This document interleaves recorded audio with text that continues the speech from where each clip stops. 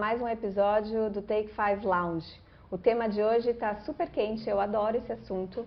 A gente vai falar sobre storytelling. Storytelling, quando a gente ouve, assim, a gente associa geralmente à comunicação, ao marketing, ao posicionamento de marcas, mas storytelling pode ser muito mais do que isso. Ele está no centro de qualquer negócio que deseje ser relevante, ou seja, simplesmente todos. Quando a gente fala, por exemplo, em alta rotatividade de funcionários, em aquelas estratégias que ficam sendo discutidas pela liderança e por alguma razão elas nunca chegam a ser executadas da forma como deveriam, ficam ali encalhadas, aquele velho problema também dos silos entre as áreas, né? Uma área fala uma coisa, a outra entende outra, um e-mail que não consegue ser bem compreendido e gera um problemão para a empresa. Tudo isso tem por trás diversas coisas, como falta de compreensão da mensagem, até uma falta de engajamento, porque a pessoa não vê relevância naquilo que está sendo comunicado. E a gente pode até pensar numa falta de influência, por exemplo, do líder com a sua equipe, né, que não consegue de fato envolver as pessoas naquele desafio, naquela execução com vontade que precisa ser realizada. E esses são elementos que têm tudo a ver com a boa e velha contação de histórias, que é o chamado storytelling, né? Em português, contação de histórias. Então, por isso que a gente diz que o storytelling ele é tão importante, ele está no cerne de qualquer negócio que precise ir para frente. Eu sou a Elaine Rezende, vocês já devem me conhecer dos episódios anteriores do Take 5 Lounge, caso não, voltem umas casas, assistam aí aos episódios lá no nosso perfil do grupo Take 5 no YouTube, também estamos no Spotify, garanto que vocês vão gostar. Eu sou Elaine Rezende, diretora de engajamento e gestão aqui no grupo Take 5, vou aproveitar para me audiodescrever. Sou uma mulher branca, de cabelos castanhos compridos, eu tenho olhos castanhos escuros, e eu estou vestindo hoje uma malha de manga comprida cinza claro e usando um batom vermelho. E eu estou com dois convidados que são exímios profissionais naquilo que eles fazem e eu tenho a felicidade de dizer que eles são meus amigos também de longa data. O primeiro deles é o Nathanael Sena. Nathanael é neurocientista, mestre em Data Driven Marketing pela USP, e um dos diretores da Associação Brasileira de Neurociência e Comportamento. Ele é fundador da Brand Stories, que é uma das agências que são referência em storytelling no Brasil. E ele, aliás, é uma das vozes mais relevantes hoje em storytelling, eu posso dizer com propriedade. Nathanael, muito obrigada por estar aqui hoje. Realmente é uma honra que você esteja aqui conosco. Fico super feliz com a sua presença. Boa. Obrigado eu de estar aqui. Vou me audiodescrever. Eu sou um rapaz com a pele clara, cabelos claros, olhos castanhos e estou usando uma camiseta preta escrito Torna-te quem tu és. Excelente frase, afinal. E a minha segunda convidada também, uma pessoa, além de ser uma excelente profissional, uma amiga muito especial para mim, a Fernanda Baumgärtner. Tudo bem, Fê? Tudo jóia. Estou muito feliz de ter você aqui. A Fê é diretora de relacionamento com o cliente na Brasil Center, do Grupo Claro. E a história dela começa bem antes, né, lá no interior de São Paulo, quando ainda criança ela decidiu ir vender brinquedo, ela decidiu se inscrever para trabalhar com atendimento ao público na Telepar, né? Saudosa Telepar. Foi o começo de uma carreira muito bem sucedida aí em relação com o cliente, relacionamento com o cliente. Ela já está há 16 anos no Grupo Claro, onde hoje ela atua com foco em performance, qualidade e inovação na área de relacionamento com o cliente. Muito obrigada pelo convite, eu estou muito feliz de estar aqui e eu também vou me audiodescrever. Eu sou uma mulher branca, tenho olhos castanhos, cabelos castanhos na altura do ombro e estou usando óculos, um blazer preto e uma camisa vermelha. E aí, pessoal, para vocês, o que é o tal do storytelling, o tal da contação de histórias? Se a gente jogar no Google, a gente vai ter uma explicação lá, né? Uma cadência de palavras. formando algo que diz assim, que é a arte de contar histórias. Bonitinho, né? É diferente do ato. Mas quando a gente olha a profundidade desse assunto, e eu vou dar um exemplo para vocês aqui bem prático, storytelling é quando eu lembro da Fernanda, nova, chegando anos atrás para trabalhar na NET São Paulo, e eu da minha baia vendo ela comprar várias brigas para fazer as coisas acontecerem.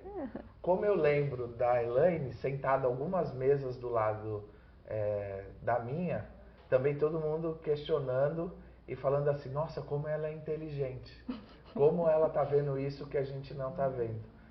O que que isso é? Isso é a memória da história que cada uma de vocês construiu para alguém. E esse alguém sou eu que estou lembrando coisas de, não revelando a idade, né, mas de 15 anos atrás. Então passou-se 15 anos, eu ainda lembro da garra, da Fê e da sagacidade e inteligência da Elaine. Então a gente não percebe, mas a arte de contar histórias é, do momento que eu vou acordar até o momento que eu vou dormir, que conteúdo eu estou gerando da minha vida que está fazendo as outras pessoas lembrarem de mim como um excelente profissional, alguém que está construindo alguma coisa que sabe onde quer chegar ou alguém que eu não quero ter nem de perto. Então, quando eu olho o storytelling, eu olho sempre do lado da emoção que aquilo gera na pessoa. E eu estou muito feliz de ser aquele menino que estava numa mesa, numa baia, admirando duas pessoas inteligentes e hoje poder estar do lado delas conversando. Acho que storytelling é a gente fazer essa cadência de palavras que nos descreve muito melhor do que só ver um resultado no Google ou numa IA. The end. Acabou o episódio. Tá lindo. O que dizer depois disso? Primeiro que é emocionante, né? E o storytelling ele tem a capacidade de envolver, de emocionar e de trazer mais do que palavras, uma cadência de palavras. Então, eu vi a gente vivendo isso há 15 anos atrás aqui com a tua narrativa. E vender ideia, convencer, envolver. Sem dúvida alguma são elementos muito potentes, né, de um storytelling bem construído e eu gosto de um conceito do Nizanguanais que ele coloca o storytelling, né, eu sou fã do Nizanguanais, leio quase tudo o que dava e assisto vídeos, enfim, e ele diz assim, legal o storytelling, mas e o story doing? Boa. Né? O fazer acontecer. Então, e o Nathanael deu o exemplo da narrativa e de coisas que nós aqui, nós três fizemos acontecer. Então, eu gosto de conectar a história que está sendo contada e a história prática que nós, profissionais e as marcas colocam no dia a dia. Gente, the end de novo, né? Caramba! Poxa, assim, eu não posso deixar de falar que agora Daniel Barros e André Bontempo entraram na sala. Exato. Entraram. Reunião de líderes. Reunião de líderes do Clube Transatlântico. Muito bom. Gente, eu quero apresentar uma pesquisa para vocês, porque a gente também, além de storytelling, falar de dados é o que há hoje. Então vamos lá. Uma pesquisa da Luxo mostra que 88,8% dos entrevistados concordam que as marcas são boas em contar histórias. As marcas são boas em contar histórias. Nathanael, para você, o que faz com que as narrativas de hoje sejam tão poderosas? A Accenture diz que a média global de consumidores que compram ou reclamam por indicações de outro fora do Brasil é 52%. No Brasil é 67%. Olha só o quão potente que é a gente entender que o brasileiro é mais exigente, que o brasileiro reclama mais e logo faz com que as marcas se preocupem mais do que só vender ou empurrar um produto em alguém. Então, quando a gente começa a olhar esses dados, e de fato a gente está na era dos dados, a gente precisa dos dados para solidificar as verdades que estão flutuando por aí, a gente começa a perceber que as marcas que não contam histórias, elas não vão ter muito espaço no mercado. Por quê? Porque todo mundo hoje está contando uma historinha. Você abre no LinkedIn, todo mundo é vice-deus lá. Só não faz milagre, mas tem uma capacidade incrível de ser a melhor pessoa do mundo. Só que quando você vai olhar o dado, será que é tudo aquilo? A gente tem casos de marcas que contaram histórias mal lapidadas e depois, com acesso à comunicação, todo mundo percebeu que aquelas histórias não eram tão verdadeiras. E aí você recuperar isso é muito ruim. Hoje, quando a gente olha esse volume de informação, esse volume de gente conectada, o brasileiro é o público mais conectado do mundo, você percebe que eles estão ali rolando um feed. E se a gente não perceber uma diferença entre um conteúdo e outro, a gente simplesmente não vai lembrar daquilo. Por isso que as marcas precisam contar histórias para que se conecte com as pessoas. Senão é só mais um conteúdo, mais uma palavra, mais um dado sendo falado e todo mundo está saturado. Sensacional, de acordo, total. Me vejo rolando o feed justamente. Se algo se destaca para mim, eu vou lembrar daquilo. É a única coisa que eu vou lembrar. Exato. Então é necessário, né? É urgente. E Fê, dentro das empresas você percebe também essa construção de narrativas e talvez essa diferenciação que o Natanael trouxe? Como que você vê essas narrativas acontecendo dentro das empresas? Eu percebo, e no começo da conversa você colocou o quanto que isso é importante na relação da liderança. Eu queria chamar a conversa para esse ponto, porque as comunicações elas são muito difusas, as equipes estão à distância, pessoas em home office, pessoas presenciais, comunicação síncrona, assíncrona, então é um desafio muito grande. Então, se a gente não consegue construir, e aí a relação humana é baseada na relação humana. Então, se eu não estou conectado no humano, nos interesses dele, em como eu me conecto com o Natanael, diferente de como eu me conecto com a Elaine, que é um pouco da liderança situacional, e transformo isso numa narrativa que eu consiga aplicar para cada um, eu acho que a gente se perde e aí passam dias e dias, reuniões sem fim, que a gente não consegue ter caminhos objetivos trilhados, porque as coisas acabam não fazendo sentido para as pessoas. Então, eu acredito que, puxando para esse aspecto da liderança, todo mundo tem que vestir muito essa responsabilidade, né? Dentro de todo o cenário de hoje, de dificuldade e de narrativas até que confundem, né? A meta da outra área, a meta da sua área, que podem ser interpretadas como silos, mas qual que é a meta da empresa, quais são os objetivos e como cada um constrói isso dentro da sua área. Então, eu acho que o líder ele tem um papel fundamental em traduzir e conseguir adaptar essa comunicação com cada audiência dele. Que é outro princípio, né, Natanael, de storytelling.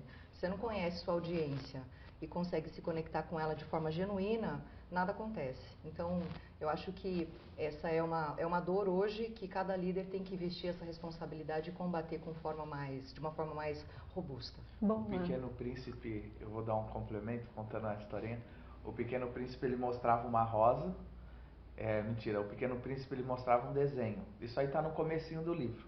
E o desenho o que era, né? Ele tinha um formato de chapéu, mas ele não era um chapéu, era uma jiboia comendo um elefante. E ele mostrava só o contorno. As pessoas fazem essa tatuagem hoje. E ele chega assim e mostra para as pessoas e fala o que é isso. Se a pessoa fala que é um chapéu, ele diz no livro assim: eu falo de economia, eu falo de política, eu falo de cricket. E essa pessoa me acha incrivelmente brilhante. Se a pessoa responde que é uma jiboia comendo um elefante, eu falo das viagens, das rosas, e a pessoa me acha incrivelmente brilhante. Então ele dá uma primeira lição de storytelling para a liderança. Não existe mais aquele líder que é muito bom em alguma coisa. Infelizmente esse tempo não existe mais. Hoje o líder ele vai precisar se relacionar, acho que até 4 gerações ou 5, dentro do mesmo espaço de trabalho. Então, como é que ele exerce a comunicação, que é a ação de tornar algo comum para alguém que nem sabe quem é o Faustão, para alguém que gosta do Oruan, ou para alguém que conhecia o Felca antes do Felca estar lá no LinkedIn dando aula para gente, mas ele já streamava com o Felca. Ou seja, o papel do líder é entender de história, mas não é a história do João Maria e o pé de feijão.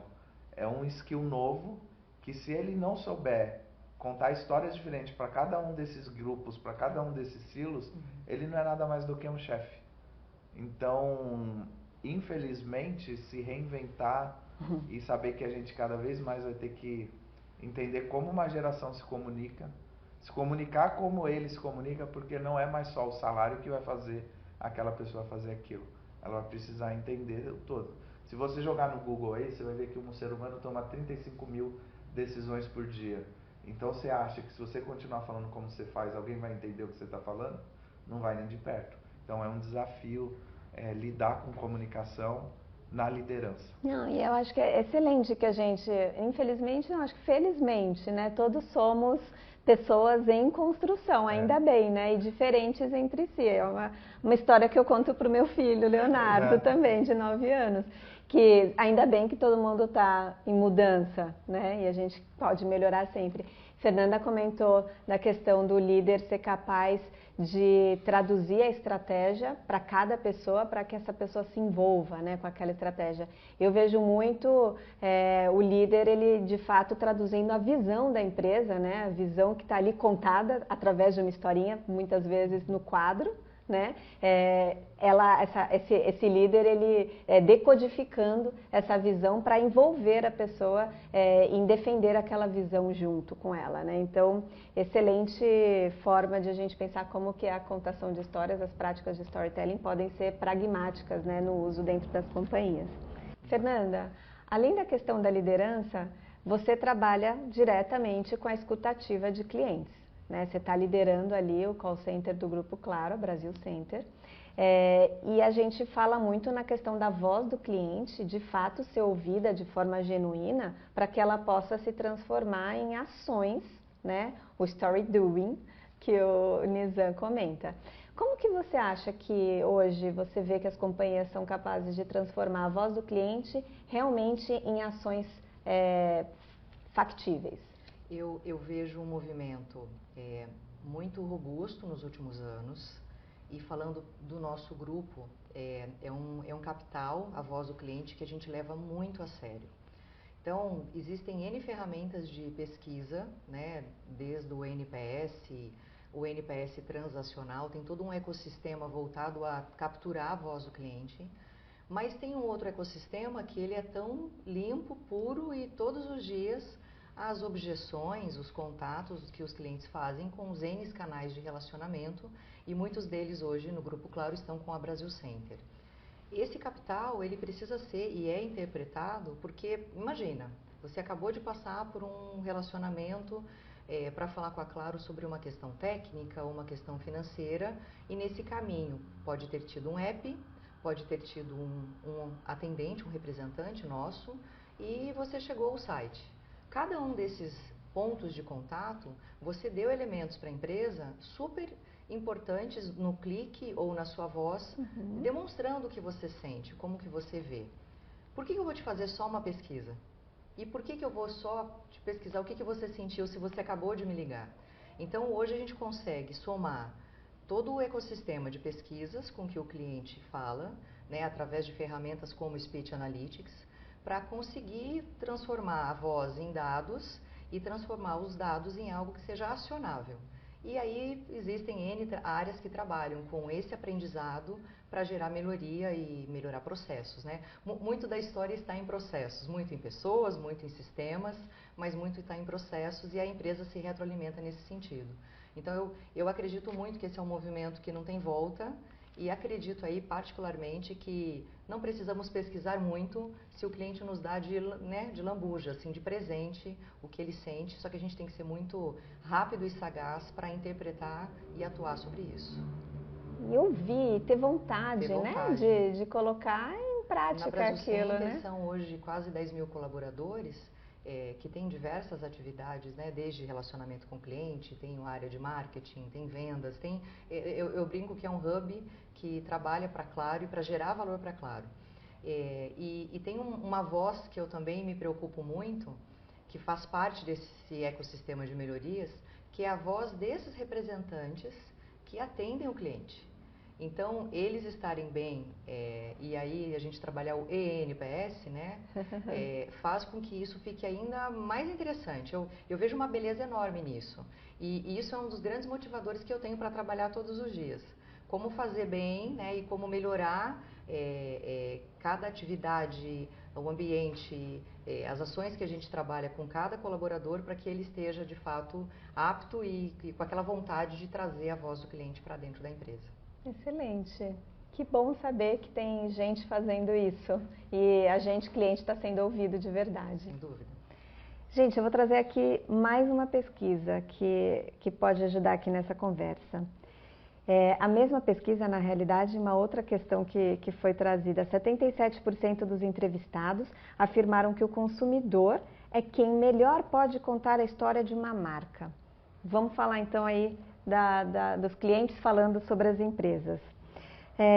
Fê, vamos voltar aqui contigo. Como que você acha que as empresas podem incentivar os consumidores a quererem contar essas histórias de uma forma autêntica, natural, sem parecer que foi manipulado, que foi treinado por uma propaganda?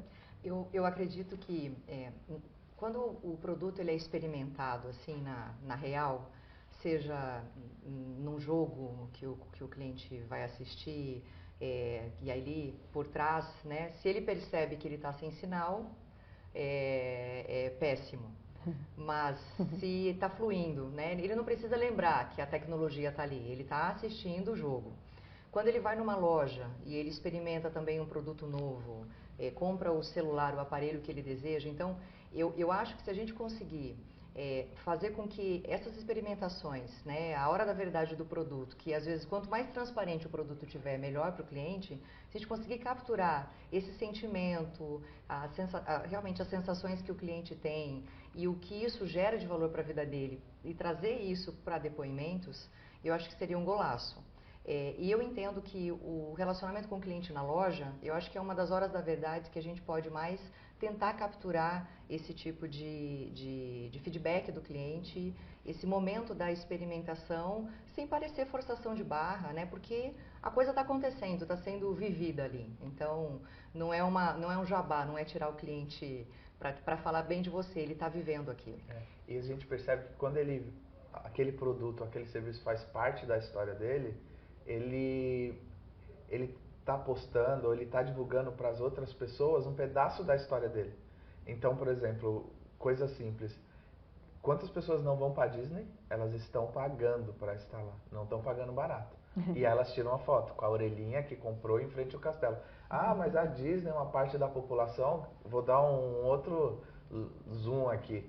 Quem se lembra daquela campanha dos picolés que vinham com uma frasezinha e você ganhava um outro picolé? Depois, no palito, né? Palito. Lógico. Aí depois veio com frasezinha motivacional. A gente tira foto daquilo.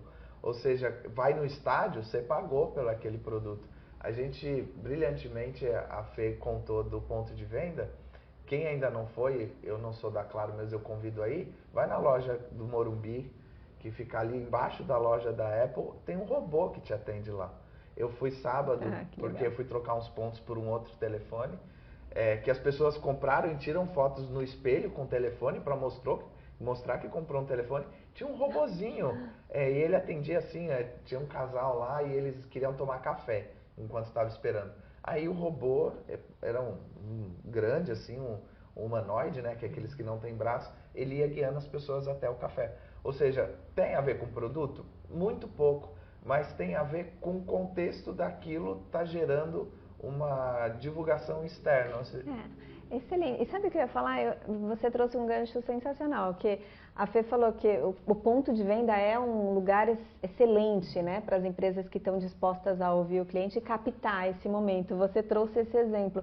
Eu ia falar justamente isso, que em outros momentos, não só no ponto de venda, mas que culminam no ponto de venda, a marca tem uma relação, se ela tiver uma relação aberta, onde o cliente se sinta à vontade, se sinta de fato escutado, muito provavelmente ele também vai estar à vontade na hora da verdade, no ponto de venda, para interagir, por exemplo, com o robozinho e naturalmente, espontaneamente, ele falar daquela experiência bacana que ele teve. Porque o todo, né, a experiência em todos os canais, em todos os momentos da verdade, convergiram para que naquele momento do ponto de venda essa espontaneidade florescesse. Quando você pega a palavra experiência, fatia ela, né? Começa com EX, olha que loucura. Pensa assim, é o seu ex-emprego, aí vamos trazer mais para a realidade, o seu ex-namorado. É alguma coisa por quem você passou e gerou um tipo de memória. Então não existe medição de sentimento ou de verdade do cliente sem falar de memória. Então esse processo da experiência acho que é o cerne assim, da gente se preocupar com coisas que vão acontecendo, sabe? Que nem eu cheguei aqui, eu gravei um vídeo e tem aqui, ó, o Take 5 ali atrás. Ou seja, ele faz parte do contexto. Se você falasse para o cliente, tira uma foto e posta e você vai ganhar. Não tem mais esse tempo, essa naturalidade de fazer o cliente ser o seu micro-influenciador, sabe? Uhum. Quantas vezes a gente não... Eu vou, por exemplo, olha que doideira isso, né? Eu vou na psiquiatra e faço o tratamento com ela. Um acompanhamento médico por causa de ansiedade e tal. E olha só, eu tô abrindo esse negócio para vocês. Vulnerabilidade. Vulnerabilidade. Aí as pessoas normalmente não compartilhariam isso. Aí eu cheguei lá e tinha uma plaquinha que falava assim... amor não é alguma coisa que aquece o seu coração, te deixa calmo, tal. O nome disso é Rivotril. Amor é outra coisa. Quando eu cheguei lá, eu vi aquilo e falei, nossa, que incrível. Eu tirei uma foto e postei, tirei uma foto lá e postei. Falei, exato, olha só. Ou seja, se a gente olhar o modelo anterior, a gente não pode ir pro psiquiatra, ninguém fala disso. Exato. Mas olha só como que um negócio... A reserva que começou lá atrás já foi vendida, né? Mas as marcas a marca dele era ter frases nas camisetas. Por exemplo, a minha camiseta é a minha camiseta de trabalhar, é um uniforme isso aqui. Tem a brand aqui do lado, tem ali atrás um negócio de venda, mas a chance, quando eu falei aqui da frase, você falou, não, que frase legal. Se eu tivesse só aqui um telefone, um call to action, talvez não faria sentido, né? Talvez eu nem tivesse olhado para a sua camiseta e ela não tivesse ainda gerado uma continuação. A gente continuou falando dela, citou Paulo Leminski, Fernanda já anotou. Já anotei. Exato. Ele era do Paraná, não foi isso? Curitibano, né? Curitibano, onde a Fernanda morou por tanto tempo, onde ela iniciou a carreira. É profundo, exato. Né? É profundo isso, memória. E isso chama para mim a próxima pergunta, que na verdade quase já foi respondida, né? De que forma as empresas, agora olhando para fora, né? Podem contar boas histórias de forma que não pareçam aquelas historinhas de pescador, historinha para boi dormir, que todo mundo sabe que não é real. Quando elas deixarem de achar que elas estão fazendo um favor para o cliente, porque elas não estão, e deixar de falar delas, para começar a entender qual que é o papel delas na vida do cliente. Então, em vez de fazer uma campanha falando que você é muito bom, entenda onde você é muito bom na vida do cliente. É num recorte muito pequeno dentro. Então, olha esse cenário e faz dele o pedaço que sua marca vai resolver, que é o que a Fê falou lá. Era o invisível. Se eu estiver no final da Copa do Mundo e o sinal cair, todo mundo vai ficar bravo. Mas se não cair, ninguém vai dar parabéns pelo negócio. Mas assim, é o invisível que faz funcionar muito bem. E isso vem com um negócio que eu aprendi muito com a Fê, que é assim, o cliente-centrismo. A gente deixar de... Sou uma empresa que fatura... Tá, mas como que o cliente me vê? Se ele estivesse aqui no centro, ele ia estar preocupado com o quê, né? E olha que legal, tem tudo a ver com o que você falou antes, né? Human to human, people to people. No cerne, no fim das contas, são relações humanas, né? Então... Eu só queria comentar que nessa proposta de como convencer, de falar do que é verdade, do que é conversa para boi dormir, eu acho que a verdade e a autenticidade tem que ser sempre soberanas. E aí para a marca, para nós líderes, tem que ser soberana. Não estou dizendo que a gente não erra, né? Sim. Todos os humanos erram e a gente não pode ser, isso não nos define. Não define uma marca, não define uma pessoa.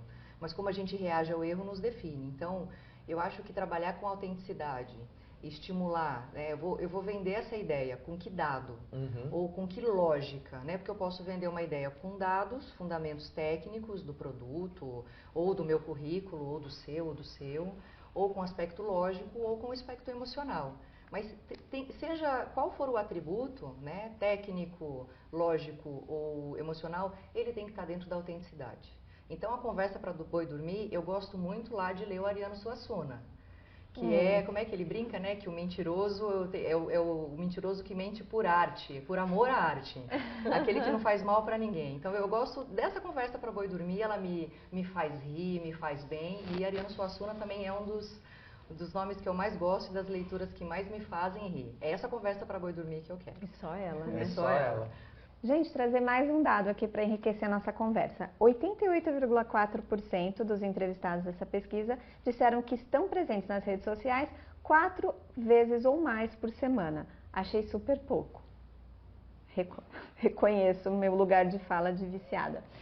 Fê, como que você acha que as empresas podem garantir, as marcas podem garantir uma humanização no trato com o consumidor interno? Vamos falar aí de para dentro da empresa, a marca empregador, em tempos de trabalho remoto, em tempos de vício nas redes sociais? É um grande desafio, né? E eu estou trazendo, pensando na minha realidade. São cerca de 10 mil colaboradores nas mais diversas regiões do Brasil, nas mais diversas gerações. E dentro dos pilares da nossa empresa, o DNA, de fato, e a base do capital humano tem que ser tudo o que a gente pretende entregar em eficiência financeira. Então, se a gente não pensa no capital humano de uma forma verdadeira, nada acontece. Então, isso já é um DNA na Brasil Center há muitos anos. Só que conforme as coisas, né, vão mudando, e o que eu acabei de falar das gerações e os dados que você trouxe, deixa tudo mais complexo. Como que a gente pretende e tem tentado sair dessa dificuldade? Nosso corpo de lideranças, e aí imaginem que tem os gerentes, os coordenadores, os supervisores, que são um grupo que estão muito próximo de todo mundo que trabalha aí no dia a dia, ele tem que ser o mais diverso possível. E ajude a gente a capturar as nuances que essa diversidade tem de tudo, das gerações, do momento de cada um, das necessidades específicas. E a gente com isso aprende a ouvir de uma forma diferente o que esses colaboradores pensam, sentem, vivem e consegue fazer programas de desenvolvimento específicos para eles. Porque é aquela coisa, né? Vou te dar um sapato que não te serve.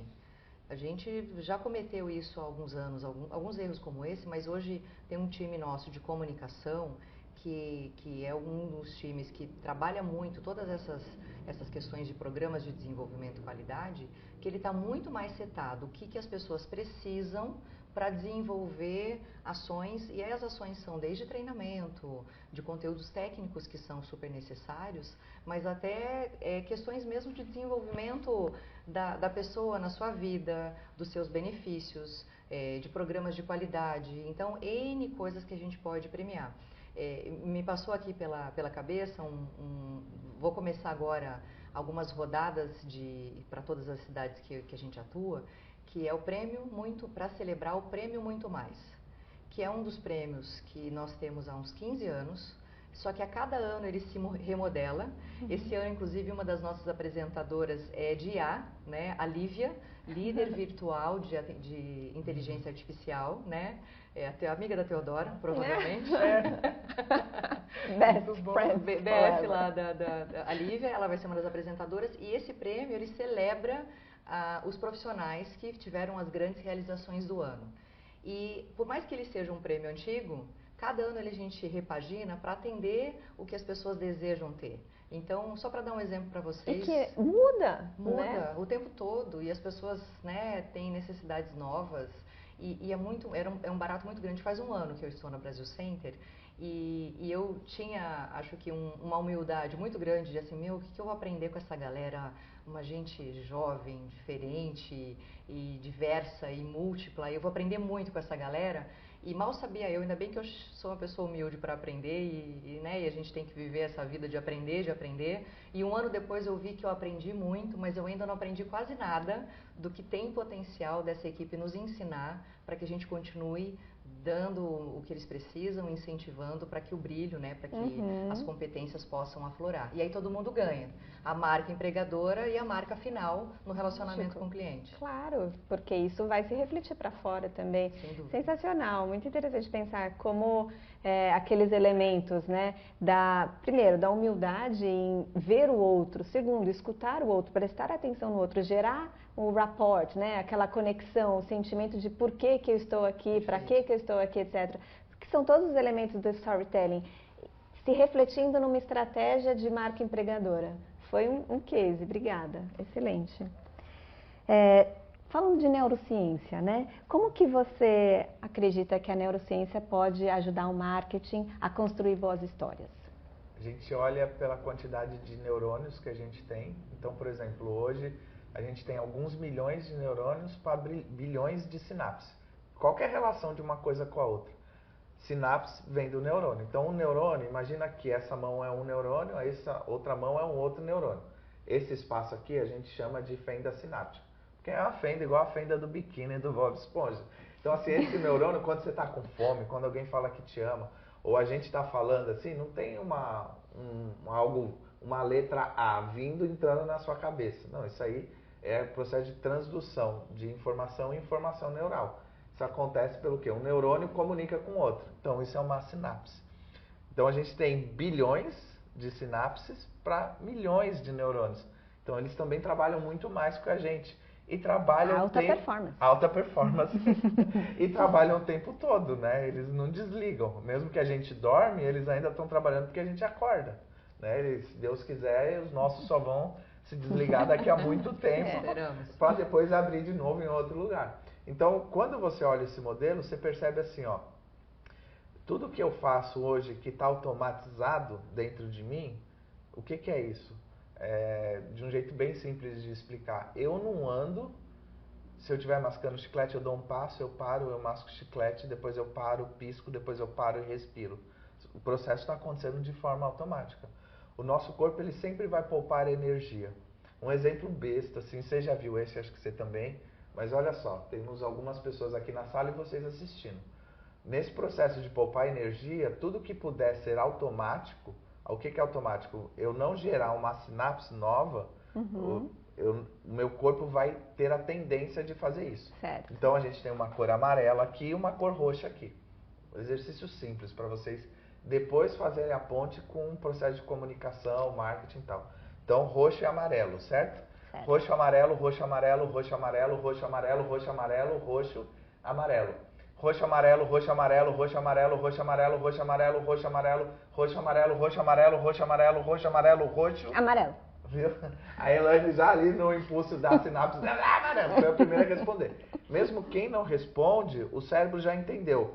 Depois desse estímulo, teve uma frequência menor, isso se torna um padrão.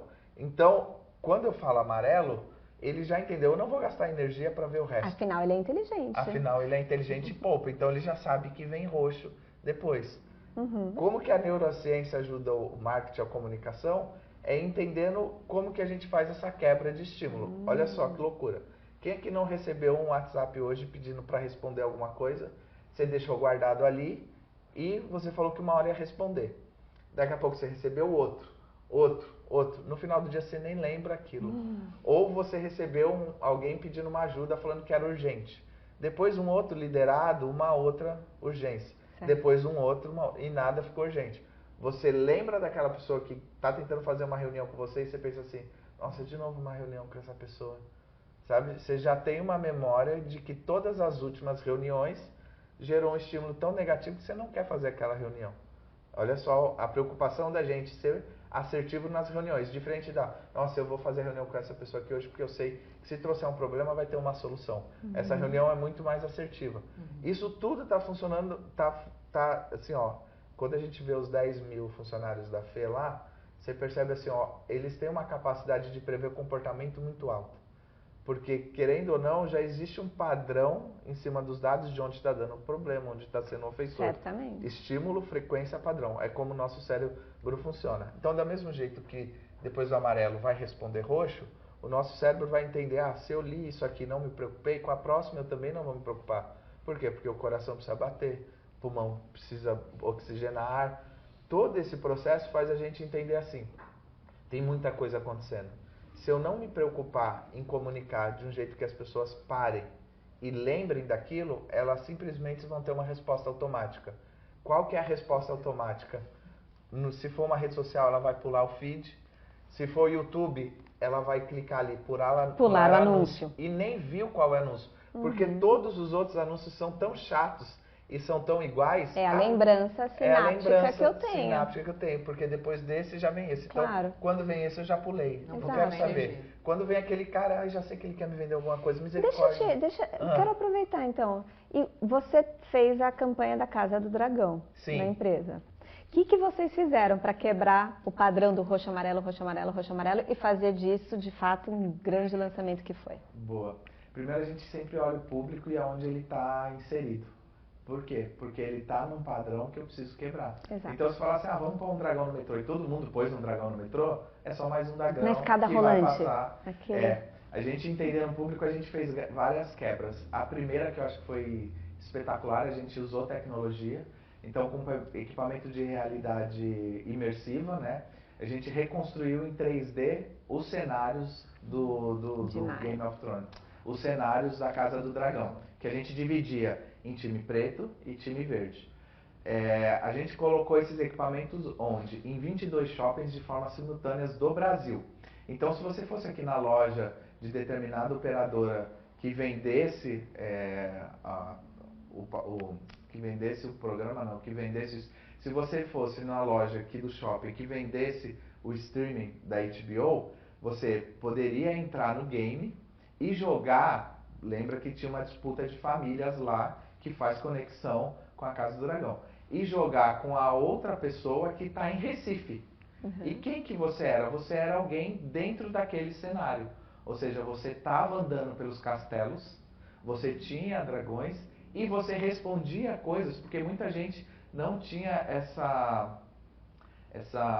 esse histórico de que ela foi o maior spin-off depois... esqueci o nome antes da Casa do Dragão, foi qual que era aquele outro famoso lá? Game of Thrones, antes do Game of Thrones, você está querendo dizer? Não, esse... porque muita gente não tinha histórico que ele acontecia depois do Game of Thrones, mas na trilogia ele era antes do Game of Thrones. Certo. Então a gente fazia várias perguntas que as pessoas respondiam para ganhar moedinhas e ter essa competição entre ele e alguma pessoa que estava em outro lugar. Ou seja, as pessoas não querem mais ler o livro. Infelizmente no Brasil, a cada década, ou seja, a cada 10 anos, 7 milhões de pessoas perdem o hábito da leitura. Por isso que o museu, que é um negócio super tradicional e que tinha valor antigamente, só por ser o que ele é, hoje ele se reinventa. Isso não acontece, isso acontece. Van Gogh, que até então era um dos principais valores agregados em valor agregado em venda de quadro, hoje as exposições que mais enchem dele são as imersivas. Que acabou de acontecer. Então, quando a gente olha o cenário, a gente tenta fazer essas quebras. Então, teve, por exemplo, cosplay andando em shopping sem dar explicação nenhuma do que eles estavam fazendo. Legal. Então, eles andavam e iam direcionados para uma loja, porque chamavam... Viu que diferença? Assim, você vende sem vender. Uhum. Teve em call centers, a gente fez ativação de levar sorvetes coloridos e as pessoas escolhiam ali, assim, para cada público, aí você vê custo e volume que faz sentido. Então, por exemplo, assim, não faz sentido colocar um dragão dentro de um call center que tem 10 mil pessoas. Não tem nem espaço físico para eles. Mas talvez tira as pessoas. Tira as pessoas. Desliga. Exato. Dragão, né? Mas fazer uma competição entre eles, que mais vender tal produto, ganha na hora. O cara do call center é ali na hora. Um cordão de crachá, um pin, um acesso, um Lego que forma um dos dragões. Você bota um laranja, né? Exato. Roxo, amarelo, laranja, roxo, amarelo, verde. Você sempre olha esse processo, assim, onde que as pessoas estão inseridas. Uhum. Se não tiver a cópia é o texto, né? Se o conteúdo não fizer quebra com o momento que eles estão vivendo, eles não vão lembrar. Por isso que... Finaliza. Por isso que a gente sempre tem que olhar, principalmente quando é entretenimento, as pessoas já estão assistindo alguma coisa que segue um modelo. Certo. Então, o que vai aparecer ali nas capinhas de filme, esses dias eu estava conversando com o Diode, que também é conhecido nosso, se eu não me engano, o Netflix, para cada filme, tem 27 capas, definidas em cima do seu comportamento de consumo. Olha então, isso. se você voltou em mais cenas onde tem homens, onde tem mulheres, a capa aqui vai estar... não sabia disso. E a mesma coisa para TikTok, o LinkedIn, ele é em waves, né, que a gente chama. Então, seu primeiro post, se ele tiver um engajamento bom no seu grupo, daqui 1, 2 dias ele tem uma outra onda para os seguidores dos seus amigos. Uhum. Se no primeiro ele não, diferente do Instagram e do Facebook, que é da Meta é outra. Ele não chega na segunda onda se ele não tiver um engajamento boa na primeira. Já no Instagram, os engajamentos são quase que simultâneos, para não perder tempo pelo volume de coisa que tem. E entretenimento é a mesma coisa, assim, ó. eu preciso entender onde está o meu público e eles são fãs. Então, para falar de fã, o cara sabe mais do que você sobre o assunto. Porque eu não estou vivendo Casa do Dragão o dia inteiro. Queria ser exclusivo e ia viver só disso. Mas eu tenho ele, depois eu tenho um banco, depois eu tenho uma farmacêutica, depois eu tenho uma telecom. Hoje, assim, ó... eu tenho a vida acontecendo. Tem a vida acontecendo. Então, eles sabem muito mais. Então, chamar, que nem a gente fez um projeto para vender mais para ISP. A gente chamou pessoas de ISPs para ser os consultores do projeto que a gente estava vendendo, para eles venderem mais. A verdade não está mais com a gente. Então, faz sentido eu colocar, por exemplo, um dragão como uma arma? Não, não faz. Porque só depois do Game of Thrones que os dragões começaram a guerrear. Antes eles eram animais de estimação. Então, assim, como é que você faz uma campanha boa sabendo que você pode saber um pouco, mas você não sabe mais do que Nunca você vai saber tanto quanto sua audiência. Exato. Isso me dá o gancho perfeito para eu perguntar para a Fê. Não é uma pergunta, eu queria, na verdade, se você pode compartilhar aqui com a gente algumas dicas de como você pode engajar as pessoas. Eu acho que o gancho é esse, né? Conhecer as pessoas. Você pode compartilhar algumas dicas que você... A Fê foi minha chefe, tá? Então, ela fez bastante disso comigo. Como que você faz isso? Eu gosto de pensar, e eu reconheço, e aí acho que com terapia a gente aprende a valorizar ou não algumas habilidades que a gente tem, né? Mas eu sempre gostei de lidar com números e pessoas. Na verdade era ao contrário, pessoas e números. Então eu acho que se esse é o princípio, aplica. Então eu entendi que sempre é uma característica minha na vida. E, cara, como é que eu potencializo essa característica todos os dias mesmo? Como é que eu consigo tomar decisões, me relacionar, dar uma orientação mais firme, um direcionamento, mas de uma forma que eu coloque pessoas e números, e não os números. Porque é muito fácil falar que a gente faz gestão de pessoas e que é lindo e que as pessoas entregam resultados. Mas colocar isso em prática, né, e não o resultado em cima da pessoa, mas a pessoa para o resultado, faz uma enorme diferença. Então, o que eu tentei? Eu constatei que era uma habilidade, mas eu precisava potencializá-la. E aí todos os dias eu me preocupo com isso, a cada reunião que eu entro. Aí tem dia que você está muito bem, tem dia que você não está bem, tem dia que você está com dor de cabeça, que você também tem as suas questões na sua vida, que você viajou, que você não dormiu bem, que você ia acordar muito cedo. Então, tudo, né, consome nós humanos biologicamente e não mais biologicamente também. Mas eu acho que se a gente se propõe a fazer uma coisa como essa, tem que fazer com disciplina. E eu gosto de gente, eu gosto de ouvir mesmo, tá com a escuta ativa, e se você propõe a estar naquele momento, esteja. Então, na linha de dicas, tenta fazer o básico bem feito todos os dias e tenta de fato parar e fazer aquilo que você está proposto a fazer naquele momento, do que ficar em 5.000 mensagens, né? Porque o Nathaniel comentou quantas respostas não respondidas todos nós, né? Infelizmente a gente não consegue dar todos os dias. Mas você está naquele momento, esteja. E se é com a sua equipe, em qualquer relação, esteja mesmo. E ainda, a distância que você tem, você está vendo, né? E ainda bem que a gente passou do ponto das câmeras fechadas, né? Aquilo acabava comigo. Eu precisava da interação.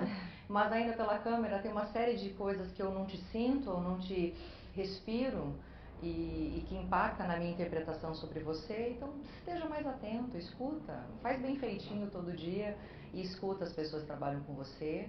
E se você, no engajamento, percebe que você está conduzindo uma ideia, conduzindo as pessoas para essas ideias, vai chegar uma hora que você vai entender que tem pessoas que estão afim, que estão nessa, tem pessoas que estão afim, mas não sabem como, e aí seu papel é dar ferramentas, orientação, instrução para conduzir, mas pode ter um grupo de pessoas que não está afim e não quer saber como. E aí a gente tem que ter muita maturidade de entender as pessoas que estão e não estão. Eu sou partidária a ajudar e a trabalhar com todos os profissionais, mas os profissionais têm que estar afim de trabalhar também e estar afim de ir por esse caminho. Então eu tenho também muita tranquilidade quando algumas relações acabam, porque é bom para todos os lados, né? De quem emprega, de quem lidera e de quem faz parte desse ecossistema. Então, e de quem não está afim. E de quem não está afim. Então, dar tchau e interromper algumas relações em ciclos ou em X momentos da nossa vida, é muito importante e saudável para qualquer... Eu não tenho muito, não sou muito presa a isso, porque eu acho que isso tem que estar muito claro e combinado com todo mundo. Excelente, adorei. Se você se propõe a estar em algum lugar, esteja. Esteja. Simples. É difícil simples, né? É. Gente, eu queria agora perguntar duas coisinhas para vocês. Momento pessoal. Tem alguma história pessoal que vocês poderiam compartilhar com a gente e eu não tenho como deixar de falar da sua, né? Vai de Fusca. Tava pensando Que puxa, é um exemplo de storytelling para vocês compartilharem.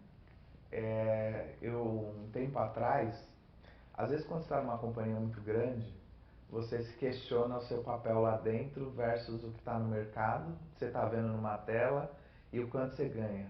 Ainda mais quando você quer crescer muito, né? Você fala assim, nossa, mas estão me pagando para isso? Sabe? E estão te pagando para isso. A gente não... Talvez eu era muito ansioso, mais do que eu sou hoje, para poder fazer alguma coisa muito grande. E aí eu fui um dos que a Fê, eu me espelho muito, assim, a Fê é uma das líderes mais humanas que eu já conheci. Então imagine o tamanho do desafio dela e ela tá aqui de corpo e alma, né? 10 mil pessoas num cenário de telecom, então tem, sei lá, milhões de ligações, gente na rua vendendo, o mundo caindo e ela tá aqui plena, com o sorriso dela e tava com dor de cabeça ontem, enxaqueca, coisa que vocês não vão saber. Talvez o papel do líder é esse filtrar, né? Então, nesse processo meu de querer construir alguma coisa, eu dei tchau em algum momento para coisas que eu amava, que eu queria ter, para poder construir outra coisa. E aí foi incrível, porque a gente brinca que eu tinha coragem e fé. Tinha um pai e um Fusca velho. E aí a gente começou a rodar para contar histórias, né? A gente tinha que validar o que eu acreditava. E a gente saiu de São Bernardo na primeira viagem para ir até o Rio Grande do Sul, em Sapiranga. Só para viajar de Fusca. Aí um amigo meu falou assim na época, falou, vocês vão morrer. Faz um Facebook, né? Amigo. Amigo é bom, não, amigo faz um Facebook que pelo menos a gente vai saber onde você parou. O Vai de Fusca começou assim. Aí eu fui contando as histórias das pessoas e aí eu entendi o padrão daquela época, né? No Brasil, se eu não me engano, foi em 2012 que o Facebook e o Instagram, que o Instagram chegou para todas as plataformas. Em 2010 ele tinha chegado, né? Primeiro para Android. Então em 2013 a gente começou no Facebook. O padrão era, as pessoas postavam foto de comida, de academia e queriam fazer pergunta com os locais. Então esse era um padrão, estímulo, frequência, padrão. Se a gente quebra o padrão, a gente se torna a memória. Então a gente precisa sempre se preocupar com isso. Então esse era o padrão. Aí o que eu fazia? A gente saía de Fusca e contava a história da pessoa que está ali fazendo um cachorro quente. Não para ganhar um cachorro quente de graça, eu pagava. Mas por que o Rafael está ali em Vacaria ou em Maringá, que é uma cena típica, ter os carros que vendem fruta, com cadeiras na frente e as pessoas sentam ali com... De onde que chegou? Por que está ali? E a gente começou a contar a história dessas pessoas. E as pessoas passaram a indicar outras histórias e outras pessoas. Então a nossa primeira viagem, que era para terminar no Rio Grande do Sul, terminou em Punta del Diablo. Porque o itinerário começou a falar, a ser feito pelas pessoas que falavam com a gente nas redes sociais. Então a Fernanda, qual que era a sua cidade lá no Paraná, Fê? Curitiba? Curitiba, não, vai falar... Salto do Itararé. Salto do Itararé. Então, se eu for pro Paraná, alguém vai falar assim pra mim, vai em Curitiba, no Museu do Ar, não sei, naquela... Museu do Olho, do Oscar Niemeyer. Que todo mundo conhece, mas o Salto do Itararé, quem conhece é a Fê, com a propriedade dela. Então a gente passou a fazer coisas que as grandes companhias não faziam, porque não tinha. Mas eu aposto que lá tem uma praça que tem alguém com uma história incrível, que faz um milho, um bolinho de chuva, um pastel, uma cuca maravilhosa, um cachorro quente. Olha só a memória afetiva. Que você comeu com seu primeiro namorado. Exato. Então a gente começou a contar essas histórias. E que não por acaso virou um projeto grande. Internacional. O Vai de Fusca primeiro era uma aventura. Depois ele virou um livro patrocinado pela Volks. Então era eu, um Fusca 84, meu pai de 78 anos, A gente rodou a América Latina quase que inteira em 6 anos, sempre viajando uma vez por ano, viagens grandes de mais de um mês. A gente foi um dos únicos brasileiros a cruzar o Brasil do Chuí até a Tríplice Fronteira em Assis, Brasil, no Acre, de Fusca. A gente foi um dos únicos brasileiros a cruzar Ipiruanã, os Andes, que é o ponto mais alto, 6.000 metros de altitude. A gente ganhou um prêmio da Pinacoteca, depois virou o livro, ele já estava virando documentário, a gente vendeu para uma produtora que vendeu para a Record Internacional e veiculou em 153 países. Ai, gente, que um demais, negócio que legal. Que é o que está aqui na camiseta. Às vezes a gente tem vontade e acredita em alguma coisa, mas a gente fica questionando pela ótica do modelo, do mercado, de todos os outros líderes que passaram para a gente pensa, será que dá? Se a gente perguntar para quem já sabe a resposta, ele vai falar, não dá. Mas não essa é a verdade dele. Então, às vezes, se forçar um pouquinho, de pôr pressão no time, não acredite só em uma gestão de campo de girassol, porque fica no conforto, e o conforto vai fazer a gente virar um negócio que não sai do lugar. Que demais, né? E também acho que foi, bom, aí a minha leitura, né, também, que coisa maravilhosa, né? Que experiência com seu pai, né? Que história que ele também tem para contar e certamente eu tive noção que ela vendia ele conta para os amigos Quando o Caíto Maia, eu encontrei o fundador de Atili Beans, aí eu entreguei um livro para ele, comecei a falar do carro, aí ele falou, cara, o maior asset seu é a relação sua com seu pai. Ele deu um start assim. É como eu vejo. E eu não tinha. Então, mas assim, eu mergulhado naquilo, eu sempre pensava num desafio maior. E na verdade o que as pessoas queriam era um resgate humano, que é o que a Fê, nossa mestra aqui, fala, né? Do human to human. Foi, acho que é uma grande história até eu ter um filho. Por enquanto essa é a maior. E você, Fê? Me conta uma história pessoal sua. A história do Natanael foi envolvente, cativante, mas eu vou contar uma para quem está no início da carreira. Imaginem a seguinte história. Fernanda, 18 para 19 anos, vira supervisora na antiga Telepar, em Curitiba. Super empresa, depois a Telepar virou a Brasil Telecom, com outros estados, enfim, lá na época saindo do sistema Telebrás. E aí entra a Fernanda, com 18 para 19 anos, né, nas reuniões em que as pessoas tomavam decisões sobre o futuro ali, sobre as margens, etc. Alguns termos eu conhecia muito bem, outros zero, estava no processo de aprendizado hard. Só que eu chegava na sala e eu era a única mulher, muitas vezes, e da minha faixa etária, de longe, a única pessoa. Então, eu chegava e olhava assim, o que eu estou fazendo aqui? Então, passava aqueles mitos de impostora, de quem eu sou, para onde eu vou, e sentava, e eu fico vermelha, né? Com raiva, hoje em dia mais com raiva. Naquela época com vergonha. Com vergonha, timidez, assim, mas enfim, características, que bom, né? Isso é autenticidade, vulnerabilidade também. Eu chegava na sala, sentava, ouvia e ficava me sentindo um peixe fora d'água. Aí o que eu comecei a fazer? Vocês sabem, eu gosto de blazer, sempre gostei. Hoje os blazers estão até com desenhos mais dos anos 80, eu gosto desse, mais vintage. Só que naquela época eu comprava uns blazers. Lembram dos blazers que o Didi usava? Era ombreiras grandes. Didi Mocó. Era, isso aí. Era aquelas ombreiras e era o que a gente comprava na época para dar seriedade. Que a mãe dizia, vai com essa, vai minha com filha. Esse, minha sucesso. Filha. Aquele escarpão que eu não precisava usar naquela época tão alto, né? Eu tenho uma estatura alta, mas ia de escarpão, o blazer do Didi, colocava o óculos para descanso, mas colocava um óculos quadradão e chegava plena na reunião. Para parecer mais séria. Que isso ia me trazer algum poder. Na verdade, mais do que poder, eu acho que intimamente aquilo para mim era uma armadura, né? Deixa eu me esconder aqui. E aí o tempo foi passando e isso foi um grande erro, né? Mas eu gosto de contar essa história e dentro da Brasil Center eu tenho muitas Fernandas, imagino eu, né? Jovens no início da carreira, que estão começando. E eu vejo hoje elas desmistificarem isso com tanta facilidade, com tanto traquejo. Eu acho que a gente está evoluindo tanto nesse sentido que eu não tinha esse traquejo naquela idade. Mas eu lidei com aquilo, eu percebi que a roupa não significava nada. Quando eu comecei a me sentir à vontade para falar o que eu pensava e conseguia, eu vi o que eu quebrava um padrão, eu quebrava uma perspectiva de que sempre era daquele jeito. No começo da conversa você falou de garra, né? Eu chegava para não, vamos mudar, vamos fazer assim, aí, por que não?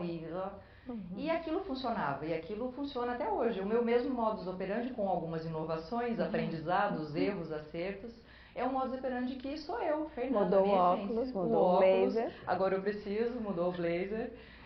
Às vezes eu visto alguma armadura, dependendo de onde eu tô, né? Eu acho que, infelizmente, a vida ainda nos dá, como mulheres, ainda alguns desafios, né? E como os profissionais. Mas eu me sinto hoje mais armada e mais, na verdade, armada em valorizar as minhas características, né? E, digamos assim, mais à vontade também para poder ser quem eu sou. Então, eu gosto de contar essa história que passou um tempo para que eu aprendesse que eu não precisava de uma armadura e que essa arma poderia ser mais interna, né? Fortalecer as minhas características.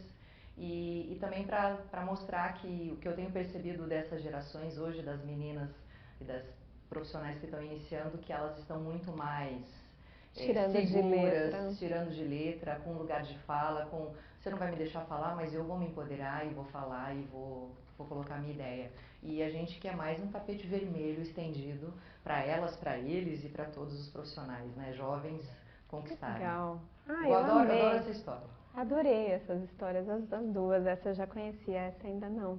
Como não? Como não? Gente, eu queria, pra gente finalizar, queria saber se, aproveitando, indo ainda nessa onda das questões pessoais, teve algum profissional que marcou a história de vocês, né? E pela forma de se posicionar, pela forma como ele conduzia a relação com vocês? E que vocês gostariam de... Um monte. Eu vou ser injusto se eu falar um só. Você falou da Fernanda. Não vale. Eu acho que eu vou ser injusto, porque eu acho que passaram bons líderes. Passaram líderes que ensinaram muitas coisas também. Mas eu tive ótimos líderes. Ótimos. E até na hora de dar tchau, uma falou assim, eu te ajudei. E me ajudou mesmo, assim. Então eu acho que eu não consigo nomear um, mas eu, como sou alguém alucinado por histórias, tem 2 filmes, um tá em catálogo no Netflix, que pra mim é incrível, que é Na Natureza Selvagem, que conta a história do Super Trump, que é um jovem que se formou em Harvard em advocacia, não queria aquele padrão, saiu tudo com seu cavalo, foi até o Alasca, não vou dar o spoiler, então vocês assistam aí. E ele ia contando histórias incríveis. E um outro, que é o Forrest Gump. Se você, assim, ele já não é real, né, o outro era, mas ele sempre fez o que lhe deu na telha, não de forma inconsequente, né, um pouco do outro ele era inconsequente, mas ele na narrativa do filme, ele ensina a gente a tirar o melhor do que tem, que o Cortella fala muito isso, né? Eu quis, talvez, fazer um mundo um pouquinho melhor para mim e para minha família. E eu achei esse espaço fazendo o que eu gostava e me aprimorando naquilo. Eu amo o que eu faço, mas só amar não ia resolver, eu tive que procurar ferramentas. Então, eu recomendaria de forma genérica esses 2 personagens, porque os líderes, nossa, 40 anos, assim, sou novo, mas tanta gente já me ensinou muita coisa, né, que eu com certeza vou esquecer de alguém. Mas obrigada, adorei as dicas. Fê? É muito difícil também. Eu vou fugir de contar alguém da Claro, né, da NET, da Claro, porque tem grandes líderes, né? Hoje você falou o nome do Daniel, do André, né? São profissionais incríveis, inspiradores, né? E temos outros também, outras. Mas eu vou trazer mais para trás um primeiro gestor que me fez, assim, dar aquele chacoalhão, assim, né? O nome dele é Luiz Antônio Urquiza. Ele é um profissional gabaritadíssimo no mercado de relacionamento com o cliente. E ele foi meu gestor numa época, eu deveria ter de 21 para 22, então eu já tinha passado de ser supervisora ali, estava crescendo, coordenadora, Foi um pouco antes de eu virar gerente pela primeira vez, e eu estava aprendendo mais sobre gestão financeira, né, DREs, enfim. Então ele me ajudou a dar um salto ali, digamos, de técnica, de conteúdo, de questões que eu ainda não tinha aprendido, a bendita numerologia. Então eu me lembro muito que ele me ajudou e, né, tem muitas outras histórias, mas é um terreno difícil, né, de falar, mas eu queria citá-lo porque foi ali bem no começo da minha carreira como, né, não mais a supervisora das equipes ali, já como gestora do negócio, que ele me ajudou a aprimorar a minha visão. E ele sabe disso? Olha, fiquei sem palavras.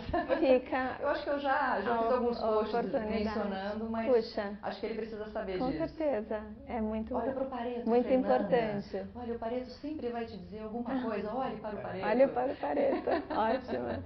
Gente, muito obrigada, viu, pela generosidade de vocês estarem aqui, por vocês terem parado essas horinhas. Eu sei como é difícil.